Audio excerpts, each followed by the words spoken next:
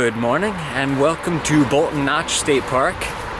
I was here maybe 2 weeks ago and had to stop due to both battery dying and sunset.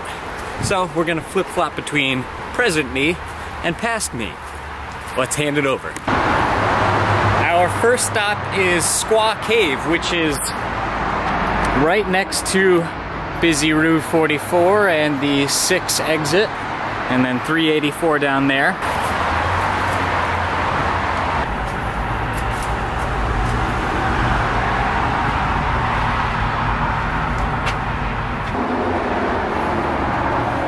There isn't exactly a whole lot to see.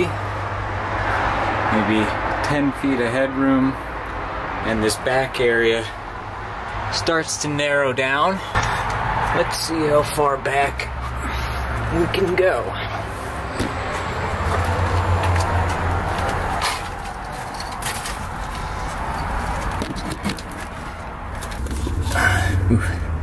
So on that previous visit, I climbed down into Squaw Cave and made it probably a good 20 feet or so. And so this time I'm a little better prepared with a real headlamp.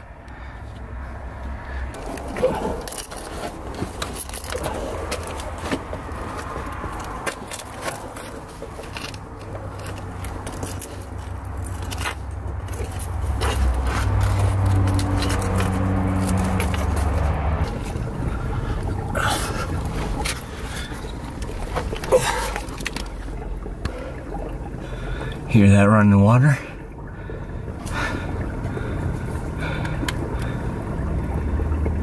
I can see, I think, it moving.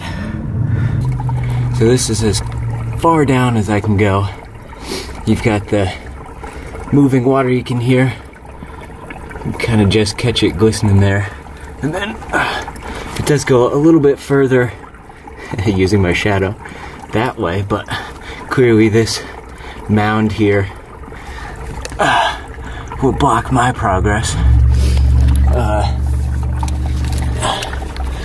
Here's what it looks like glamorously inside the cave, and looking this way, you should be able to see the mouth of the cave, which may be 20, 30, no, yeah, 30, 40 feet maybe.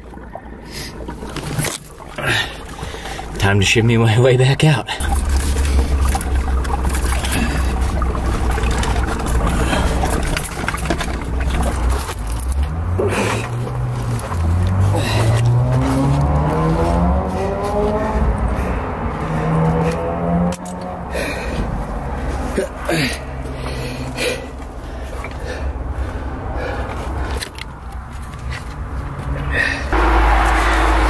All right, let's turn it back over to past me.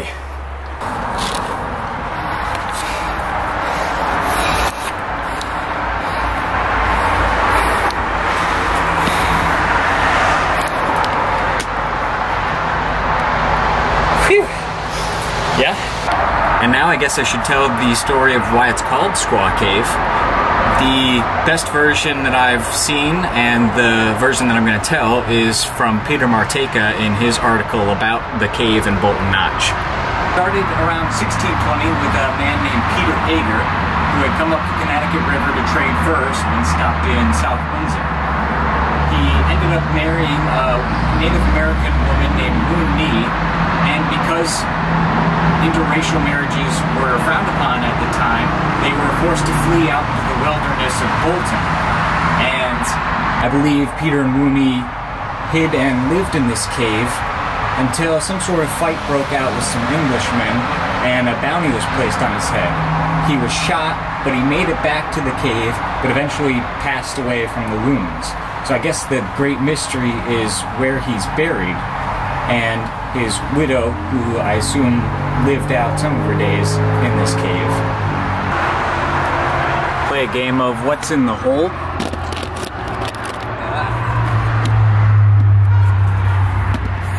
Yeah, how about that?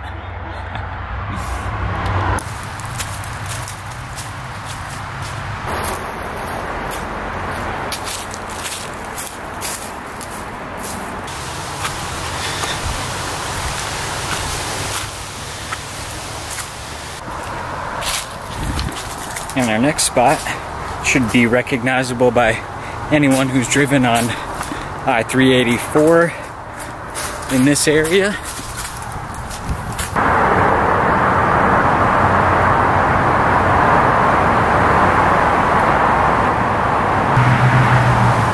Certainly no easy task to paint all of this, that's for sure. Now I'll show you the view.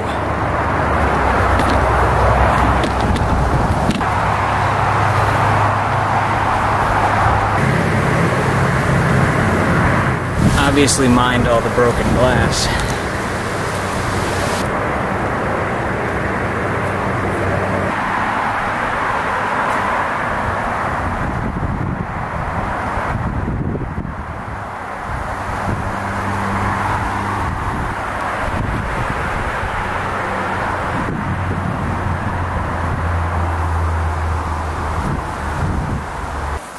Now, present me wants to explore the unmarked trails that are above the overlook and past the pond that I walked past earlier.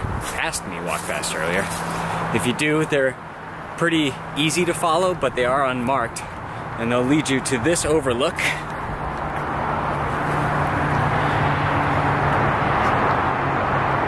With its view east.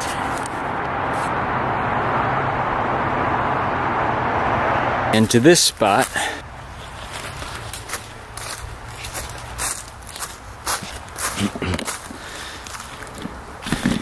Check it out. Fine craftsmanship.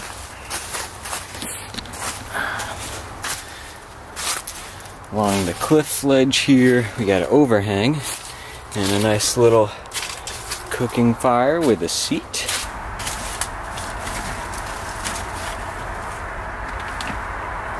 Winter heat, water and beer, your essential staples. So it sort of seems like maybe this was a temporary camp at some point. And on a hunch, I guess that they connected to the yellow trail, and I was right. But I'll let past me tell that one. Alright, now let's actually check out the trails. First one is yellow blazed and it's called the Mohegan Trail. I think it's 1.43 miles, and with about a half an hour till sunset, I better pick up the pace. The trail from the parking lot up to the overlook is red blazed with tons of extra graffiti, and might be a little strenuous for some. Meanwhile, the Mohegan Trail is yellow blazed.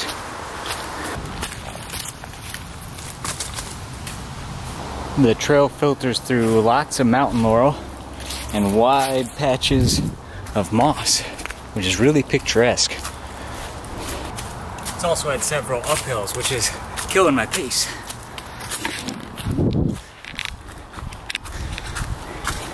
Made my way over the summit of whatever hill we were climbing up and realized that sunset is just past 6 o'clock. So really, I only had 20 minutes and now I've got 10. Good news is, we're about halfway through. Bad news, there's still so much left to explore. So this is new. Must have fallen in the windstorm that we got last weekend. And it seems like as good a place as any for present me to take over. I think past me went on to say it's after sunset, showed a couple of things in the dark basically. So let's try and find the second loop trail for Bolton Notch, which is the Tulip Trail right next to Valley Falls, I think. And then the Shinipsit Trail section of Freja Park, which is right over the Hop River Greenway there. And take it from there. So it looks like we have this cool Railroad Brook fish habitation project where they did some work to improve things for the fish community. So we have found Freja Park, which is apparently a town of Bolton property, and it's also a blue blazed section of the Shinipsit, and the Freja Park Trail is green, it looks like.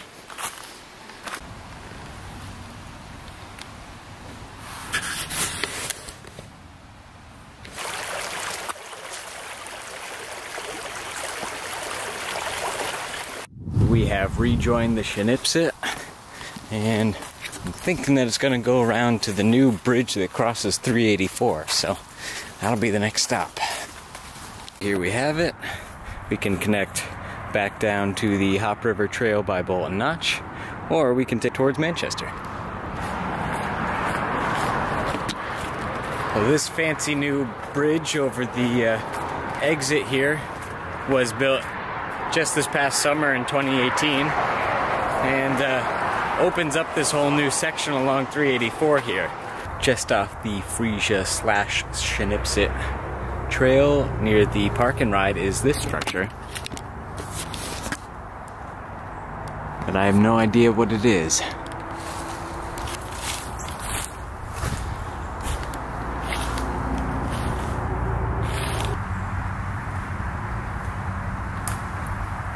So I made it to the top of the structure. That's the view. And looking down, and the other way. Still no idea what it is. Actually, both batteries have died on this camera. Time for some new ones. So the phone will have to do. This is Notch Pond.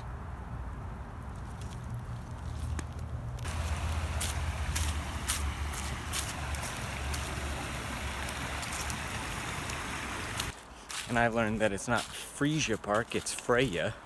And it's 21 acres that was improved about 20 years ago in 1998.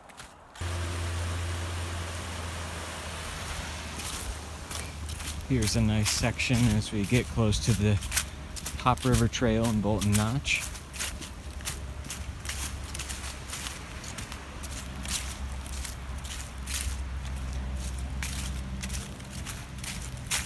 I hiked the 1.3 miles out to Valley Falls, only to do the wrong loop, which means I missed the tulip tree trail.